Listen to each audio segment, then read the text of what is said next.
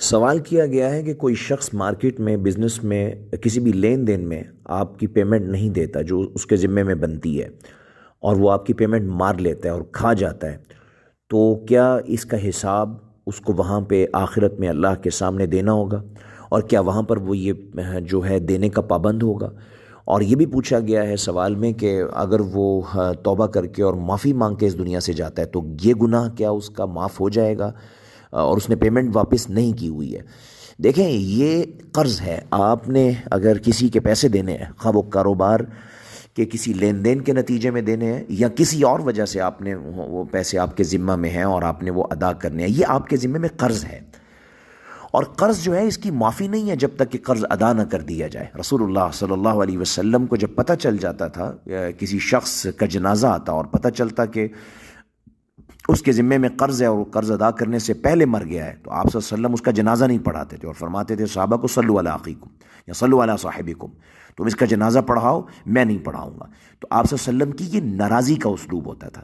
لیکن جب وسعت پیدا ہو گئی تو آپ صلی اللہ علیہ وسلم پوچھ لیا کرتے تھے صحابہ کو، کوئی اس کی ذمہ داری لیتا ہے؟ اگر کوئی شخص یہ کہتا کہ ہاں جی اس میت کے اوپر جو قرض ہے وہ میں ادا کرنے کی ذمہ داری لیتا ہوں، تو پھر آپ صلی اللہ علیہ وسلم جنازہ پڑھا دیا کرتے تھے. اور دوسری وہ حدیث بھی ہمارے سامنے موجود ہے جس میں آپ صلی اللہ علیہ وسلم نے فرمایا کہ جو آدمی اللہ کے راستے میں اپنی جان دے دیتا ہے، یعنی شہادت کے عظیم الشان مرتبے پر فائز ہو جاتا ہے، اس کے جسم سے خون کا قطرہ نکلتا ہے، زمین پہ نہیں گرتا، اس سے پہلے اللہ اس کے سارے گناہوں کو معاف کر دیتے ہیں.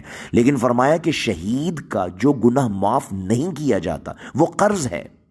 یہ قرض اس کے ذمے میں پڑا رہتا ہے. اس کو چاہیے تھا کہ اپنی زندگی میں وہ قرض جو ہے وہ دے کر جاتا، نہیں دے کر گیا، یہ اس کے ذمے میں پڑا ہوا ہے. اب کوئی اگر اس کی طرف سے ادا کر دے گا تو اللہ تعالیٰ اس کو معاف کر دیں گے، ادا نہیں کرے گا تو یہ جرم ہے جس کی اس کو سزا بھگتنی ہے، اور اس کو یہ فرض جو ہے وہ ادا کرنا ہی کرنا ہے. وہ کس صورت میں ہوتا ہے؟ وہ نیکیاں دے کر قیامت کے دن ہوتا ہے، اور کسی جس کا اس نے قرض دینا ہے اس کے گناہوں کو اپنے سر لے کر ہوتا ہے. یہ اللہ تبارک و تعالیٰ کو معلوم ہے کیسے ہوگا، لیکن بہرحال یہ بہت بڑا گناہ ہے. تو آپ صلی اللہ علیہ وسلم کی تاکید اس کے اوپر موجود ہے. اور پھر وہ حدیث بھی موجود ہے جس میں آتا ہے کہ قیامت کے دن لوگ اپنی نمازوں کے مسئلے میں، توحید کے مسئلے میں اور اللہ کے ساتھ تعلق کے اندر تمام معاملات کے اندر صاف ہو جائیں گے، حساب کتاب ہو جائے گا، اور ان کے لیے جنت کے لیے معاملہ آسان بھی ہوتا چلا جائے گا. لیکن بالکل جنت میں داخل ہونے سے پہلے ایک میدان میں ان کو روک لیا جائے گا جو قصاص کا میدان ہوگا.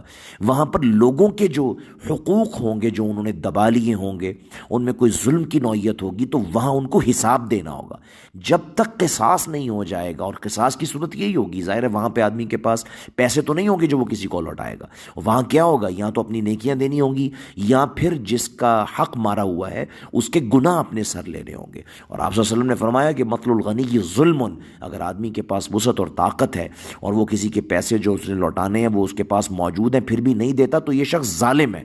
تو ظالم آدمی کو وہاں پہ سزا بھگتنی ہوگی، اور وہ بڑی بدترین سزا ہے. تو بہتر یہ ہے کہ اس دنیا میں اپنے معاملے کو صاف کر لیا جائے.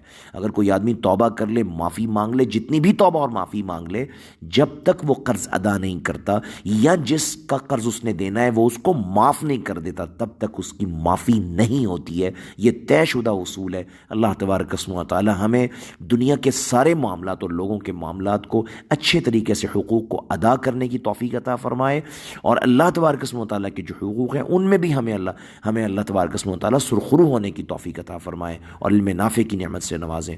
واللہ اعلم بالصواب.